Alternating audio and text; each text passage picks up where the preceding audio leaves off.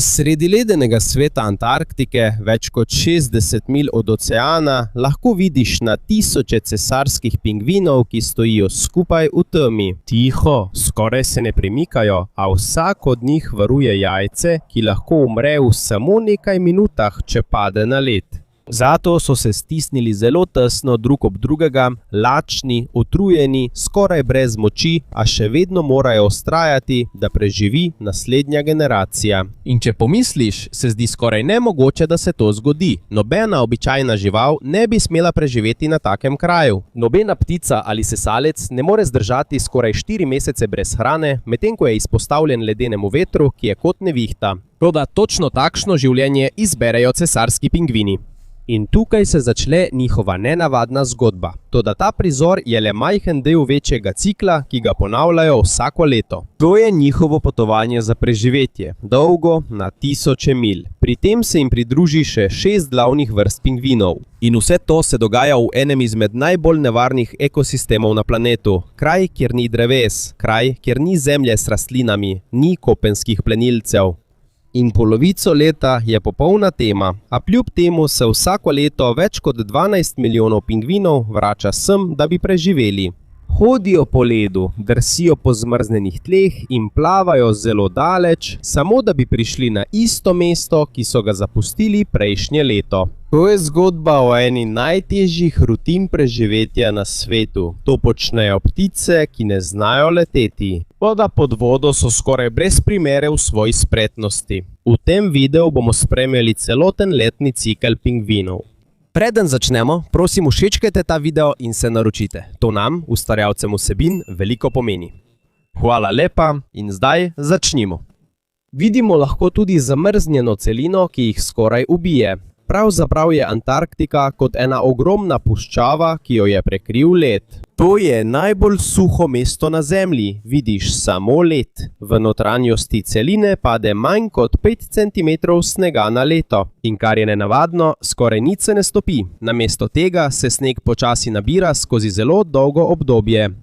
Sneg se samo stiska in strjuje. Sčasoma postane del ogromne ledene plošče, ki je debela skoraj 3 km. Pozimi je tam običajna temperatura okoli -40 stopinj Fahrenheita. Toda mraz ni edina težava, še bolj strašen je veter. Pogosto doseže hitrost več kot 60 milj na uro. Zaradi tega se občutek mraza spusti skoraj do -100 stopinj Fahrenheita. V takšnih pogojih se lahko izpostavljena koža zamrzne v manj kot 2 minutah. Toda tam ni sovražnik samo vreme, temveč tudi sam led. Led se nikoli ne ustavi, nenehno se drobi, razpoka in spreminja, ko se menjajo letni časi. Kljub temu obstajajo različne vrste ledu tukaj. Ena se imenuje pritrjeni led. To je led, ki je pritrjen neposredno na obalo Antarktike, toda tudi ta lahko nenadoma izgine v enem samem letu. Medtem pa je tukaj še plavajoči led. Ta ni trajno na enem mestu. Namesto tega ga močni morski tokovi nenehno premikajo. Obstajajo tudi ledene gore, to so veliki kosi ledu, ki se odlomijo od ledenikov in počasi plavajo proti severu, dokler se ne stopijo v toplejših vodah. Na Antarktiki skoraj nič ni zares stalno.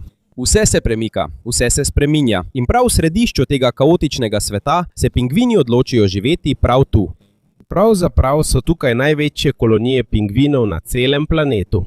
Samo cesarski pingvini se lahko zberejo v skupinah do 10 tisoč ptic na enem samem mestu. In ko jih opazuješ, se res vprašaš, kako je sploh mogoče, da tukaj živi. To je kraj, kjer si težko predstavljaš, da bi lahko katerokoli bitje preživelo. A vendarle pingvini še vedno ostajajo. Ne zato, ker bi imeli srečo, ampak zaradi zelo dolgega obdobja evolucije, ki je postopoma oblikovala njihova telesa, da bi lahko preživeli tukaj. Vsako pero ima svoj namen. Vsak potop v ledeno morje je del njihovega preživetja. Tudi preprosto stiskanje drug ob drugega. To je rezultat milijonov let prilagajanja na izjemen mraz. A vendar je cena za to izjemno težko življenje. Skoraj nobena druga žival si ne more privoščiti cene, ki je potrebna za preživetje na Antarktiki. Medtem ko druge živali pobegnejo na toplejša območja, ko pride zima, pa cesarski pingvini naredijo ravno nasprotno. Prav tam se njihova sezona parjenja začne v najhujšem obdobju antarktične zime. Ko sonce izgine in temperature še bolj padejo, se oni šele takrat odpravijo globje v ledeno celino. Za večino živali je zima le čas za preživetje. Toda za cesarske pingvine je to edini čas. To je čas, ko se lahko začne novo življenje. In čeprav se sliši brutalno, zato obstaja točen razlog. Ko se morski led na Antarktiki razširi, postane led dovolj močan, da podpira ogromno kolonijo pingvinov. Potrebujejo široko in stabilno ploščad, ravno, debelo in daleč od prenilcev v morju. Če bi čakali do poletja, bi se led že zlomil, njihovi mladiči pa bi se izvalili obdani z odprtim oceanom, zato potujejo zgodaj. Sredi teme dolge vrste pingvinov počasi hodijo proti notranjosti Antarktike. Gredo na kraj, ki je videti povsem brez življenja. To je prostrana ledena ravnica, ki ostane zamrznjena in je ravno pravšnja, da tam vzgojijo enega mladiča. In vsaka samica izleže samo eno jajce. Ena priložnost, eno življenje. Zato je prenos jajca na samca pingvina izjemno pomemben. Prenos mora biti popoln, saj če se jajce dotakne ledu, četudi le za nekaj sekund, takoj zmrzne in pogine. Po tem skrbnem prenosu se njune poti ločijo. Samice se vrnejo v morje, da poiščejo hrano. Medtem pa samci ostanejo sredi teme. Oni bodo varovali jajce med najhladnejšimi meseci v letu. In tukaj se začne njihov pravi preizkus. Skoraj 4 mesece bodo samci pingvinov stali v temi. Medtem ko ne jedo ničesar, se postijo, medtem ko inkubirajo jajce. Njihov metabolizem se postopoma upočasnjuje. In ko minevajo tedni, se njihove telesne maščobe vse bolj zmanjšujejo. Na koncu jim ostane le še približno polovica njihove prvotne teže. Hkrati s tem postajajo snežne nevihte še močnejše. Toda za preživetje imajo izjemno strategijo preživetja, imenovano tesno stiskanje v gruči. Toda to ni navadno zbiranje skupaj. To je kot živ sistem. Celotna skupina se počasi premika. Izmenjujejo si položaje, da noben pingvin ne bi bil predolgo izpostavljen mrzlemu vetru na robu. In kar je najbolj osupljivo, nimajo vodje, nihče ne ukazuje. Celotna skupina preživi zaradi neprestanega in počasnega gibanja skupaj. Znotraj gruče lahko temperatura doseže skoraj 21 stopinj Celzija. Toda le nekaj centimetrov stran od tam lahko temperatura zraka doseže celo -62 stopinj Celzija. To pomeni, da le tanka plast loči življenje od smrti. Medtem ko se vse to dogaja, vsak samec pingvina še vedno drži jajce s svojimi nogami. Skrito je pod posebnim kožnim gubom na njegovem trebuhu. In če jim jajce pade, je vsega konec. Zato se skoraj ne premikajo. Vsak dan samo stojijo tam. Borijo se z lakoto, močnim vetrom in pritiskom izjemno tesne gruče. Po zelo dolgi mrzli zimi se svetloba počasi vrača v Antarktiko, veter se umirja in izpod perja očetov se zaslišijo tihi zvoki. To so prvi čivki na novo izvaljenih piščancev. Ko se piščanci izvalijo, samci pingvinov skoraj da ne morejo več stati. Zelo so shujšani, zelo šibki. Medtem so samice pingvinov še vedno v morju, še naprej jedo in nabirajo moč za svojo vrnitev. In ko se vrnejo, naredijo nekaj, kar je skoraj nemogoče verjeti. Sredi tisočev pingvinov v vsej tej hrupni koloniji najdejo svojega partnerja in mladiča samo s pomočjo edinstvenega zvoka, s katerim se kličejo drug drugega. Kot da ima vsak pingvin svoj lasten glasovni podpis. In samo temu sledijo sredi vsega tega kaosa. Ko je mladič varno prenesen k materi, se šele takrat začne zadnje potovanje samcev pingvinov nazaj proti morju. Toda tudi to je še vedno velik preizkus. Po več kot 100 dneh brez hrane jim skoraj da ne ostane več moči v telesu in ne uspejo vsi preživeti poti nazaj.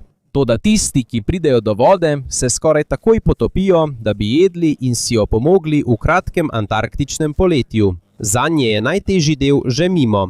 Toda za na novo izvaljene piščance, se pravi boj, šele začenja. Ker so se rodili na najhladnejšem kraju na Zemlji, se led počasi topi. Zdi se, kot da se ocean ponovno prebuja. Gibanje planeta se spreminja. Zemlja se rahlo nagiba, ko se letni časi menjajo. In počasi, skoraj oklevajoče, se svetloba vrača na Antarktiko. Začne se kot tanka modra črta na oddaljenem obzorju. NATO se počasi razširi, dokler ne postane bleda svetloba, ki zadene velike ledene stene. Vsak dan je sonce vse višje in višje na nebu. Mraz ne izgine, vendar popusti v svoji ostrini. Sence postajajo krajše in počasi se barve vračajo na zamrznjeno ledeno celino. Zdi se, kot da Antarktika znova zadiha po zelo dolgi temi in ko se svetloba krepi, se tudi led odziva. Nekdaj je bil videti kot ogromna zamrznjena trdnjava, ki je prekrivala celotno celino. Začenja se umikati. Njeni robovi razpokajo, tanjša se od spodaj in si morje počasi jemlje nazaj območja, ki jih je zima zavzela. Skupaj s taljenjem ledu pod vodo se začenja še ena tiha sprememba, kajti čeprav je antarktično poletje še vedno mrzlo, je ocean poln življenja. Prvič po pol leta teme sončna svetloba spet prodira v morje in zaradi tega se nenadoma množijo milijoni mikroskopskih rastlin imenovanih fitoplankton. Zelo hitro se razmnožujejo.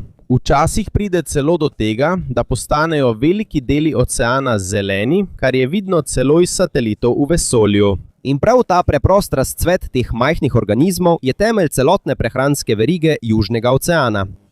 Po fitoplanktonu pride na vrsto kril, milijarde krilov. Majhni so, toda skoraj celoten ekosistem Antarktike je odvisen od njih. Pravi čas je izjemno pomemben. Kril potrebuje toploto in taljenje ledu. Plenilci potrebujejo kril, da preživijo, pingvini pa potrebujejo oboje. Ko postaja ocean bolj živ, postane tudi celotna obala Antarktike nenadoma zelo živahna. Eden prvih, ki se pojavijo, so adelijski pingvini. Manjši so od cesarskih pingvinov, a so hitri, pogumni in spretni na kopnem. Vračajo se na skalnate obale, kjer se je sneg že stopil. Tam začnejo graditi svoja gnezda iz majhnih kamnov, kamen za kamnom. Včasih celo kradejo kamne iz drugih gnezd, kot da se nenehno prepirajo in urejajo svoje teritorije. Bolj proti severu pa oslovski pingvini pridejo po dolgih zimskih prehranjevalnih odpravah na morju. Raje imajo obale, kjer skoraj ni ledu. In pripravljeni so potovati zelo daleč, samo da najdejo pravo mesto. Njihov razmnoževalni cikel je bolj prilagodljiv v primerjavi z drugimi pingvini. Hitreje se prilagajajo spreminjajočemu se okolju. Nato se pojavijo pingvini vrste chinstrap na otokih in polotokih, kjer je poletje kratko, a predvidljivo. Ime so dobili zaradi tanke črne črte pod kljunom, ki je videti kot trak, a njihova prava skrivnost preživetja je pravi čas. Natančno uskladijo svojo vrnitev s časom, ko je največ krila. Če pridejo prezgodaj, bodo mladiči umrli od lakote. Če pa zamudijo, bodo odrasli pingvini ostali brez hrane. Na Antarktiki je vse odvisno od pravega časa. Vsako gnezdo, vsaka selitev. Vsako valjenje jajc, vse je usklajeno z gibanjem oceana. In bolj kot je morje aktivno, več je tudi nevarnosti. Tjulenji se pojavljajo med razpokanimi ledenimi ploščami, medtem ko lovijo v vodi, ki je bila še pred nekaj tedni zamrznjena. Leopardi tjulenji pa čakajo na robu taline. Led se bo kmalu stopil. Prežijo na mlade pingvine, ki bodo prvič vstopili v morje. Tiho plavajo na površju. Od sence počasi iščejo gibanje. V zraku pa orjaški viharniki krožijo ob obali. Vedno čakajo na priložnost. In pod hladnimi valovi počasi plavajo orke. Hitro, tiho in vsak njihov gib je izjemno natančen, ko lovijo v zaledenelem oceanu. Tudi nevarnosti so različne. Način lova ork je odvisen od njihove skupine. Nekatere skupine so specializirane za lov na tjulnje, druge pa ciljajo na pingvine. In obstajajo tudi tiste, ki sodelujejo kot ekipa, da ustvarijo močne valove, ki udarijo v led, dokler njihova žrtev ne pade v morje. Oni so pravi kralji Antarktičnega oceana. In ko se led poleti topi, se območje, kjer se lahko gibljejo, še poveča. Za večino živali na Antarktiki je to čas obilja, kratek čas, ko je hrane v izobilju. Lažje je pluti med ledom. In celoten ocean je bolj živ. Toda globoko v notranjosti celine se zdi, kot da vse to nima pomena. Ker so daleč od obale, cesarski pingvini še vedno stojijo na zmrznjeni ledeni zemlji, medtem ko svoje na novo izvaljene piščance ščitijo pred preostalim zimskim mrazom. Zdi se, kot da je njihov svet za nekaj tednov zadaj v primerjavi z drugimi deli Antarktike. In redko se ti dve sezoni popolnoma ujemata. Medtem ko je na obali že poletje, je v notranjosti celine še vedno zima. To je eden od razlogov, zakaj je življenje pingvinov na Antarktiki tako zelo različno. Ni samo biologija ne določa, kako bodo preživeli. Tu so vključeni tudi geografija, premikanje ledu in spremembe svetlobe, ki usmerjajo skoraj vse življenje na tem območju. In kaj se bo zgodilo s pingvinom, je prav tako odvisno od kraja, ki si ga izbere za bivanje. Eden najbolj skrajnih primerov tega najdemo na oddaljenih otokih, ki so več kot 1000 milj oddaljeni od Antarktike. Kraj, kjer se poletje ne le vrača, ampak kar eksplodira od življenja. To je Južna Georgija, subantarktični otok, ki je skoraj preveč prijazen v primerjavi z brutalno celino južno od njega. Tukaj je poletje daljše, morje bogatejše s hrano in tudi oblika morskega dna okoli otoka je edinstvena. Zaradi tega se ogromno hranil dviga iz globin morja proti površju.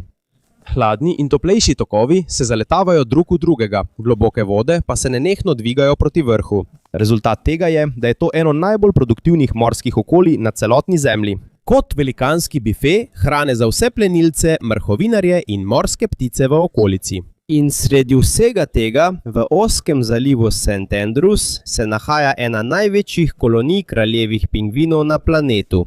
Če pogledaš oddaleč, se zdi, kot da je celotno območje ena sama premikajoča se preproga v črni, beli in zlati barvi. Toda, ko se približaš, šele takrat začutiš pravo velikost tega. Več kot 500 000 kraljevskih pingvinov se gnete na plaži, na ravnicah in celo na vzpenjajočih sedelih blizu ledenikov. Drug drugemu se oglašajo, dokler ne postane vse skupaj kot nekakšna meglica. Zvok celotne kolonije je močno kovinsko rjovenje. Na tisoče staršev in piščancev hkrati išče drug drugega sredi hrupa. In to je povsem drugačen svet od sveta cesarskih pingvinov, ki smo ga prej zapustili. Kraljevi pingvini ne marširajo v notranjost celine, ne inkubirajo jajc sredi teme, medtem ko se borijo s snežnimi nevihtami v temi. Njihova strategija preživetja se vrti okoli ene preproste prednosti. Nikoli ne izgubijo dostopa do morja, hrana je vedno blizu, gnezdijo neposredno na tleh, ni ledu, ni zamrznjene ploščadi. In nimajo brutalnega zimskega izziva preživetja, kot ga doživljajo cesarji. Njihovo gnezdo je preprosto. Le majhen prazen prostor sredi zelo strnjene kolonije. Čeprav so njihove razmere ugodnejše, pa počasneje vzgajajo svoje mladiče. Več kot 14 mesecev traja, da mladič kraljevega pingvina popolnoma odraste. Včasih nekateri pari celo izpustijo sezono parjanja, ker vzgoja njihovega mladiča traja do naslednje sezone. Medtem ko se mladič cesarskega pingvina izvali in nauči preživeti veliko hitreje, mladiču kraljevega pingvina včasih šele začnejo rasti prva prava peresa. In ta dolg cikel deluje le zaradi ene pomembne stvari, ki je Antarktika sama ne more zagotoviti – stabilnost. Na južni Georgiji je morje odprto skoraj vse leto in večino sezone je še vedno dovolj hrane, da preživi cela kolonija. Podnebje na južni Georgiji je bolj stabilno kot na Antarktiki. To še ne pomeni, da je življenje tam varno. Cela kolonija kraljevskih pingvinov je kot živo mesto, gneča, hrupno in nenehno v gibanju. Odrasli pingvini se prerivajo, ko iščejo prostor, tekmujejo za svoje mesto, medtem pa mladiči tvorijo velike skupine, ki jih imenujemo jasli ali crashes.